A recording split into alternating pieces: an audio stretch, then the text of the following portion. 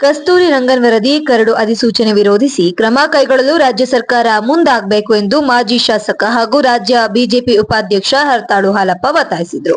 ಸುದ್ದಿಗೋಷ್ಠಿಯಲ್ಲಿ ಮಾತನಾಡಿದ ಅವರು, ಕೇಂದ್ರ ಸರ್ಕಾರ 7ನೇ ಬಾರಿಗೆ ಕಸ್ತೂರಿ ರಂಗನ್ ವರದಿ ಸಂಬಂಧ ಕರಡು ಅಧಿಸೂಚನೆಯನ್ನು ಹೊರಡಿಸಿದೆ. ಇದಕ್ಕೆ ಸಾರ್ವಜನಿಕರು, ಸಂಘ ಸಂಸ್ಥೆಗಳಿಂದ ಅಪೇಕ್ಷಣೆಯನ್ನ ಆಹ್ವಾನಿಸಿದೆ. ಇದೊಂದು ಅವೈಜ್ಞಾನಿಕ ಹಾಗೂ ಅಪ್ರಸ್ತುತ ವರದಿ ಆಗುವ ಹಿನ್ನೆಲೆಯಲ್ಲಿ ವಿರೋಧ ಮಾಡಬೇಕಾಗಿದೆ ಎಂದರು. ಇನ್ನು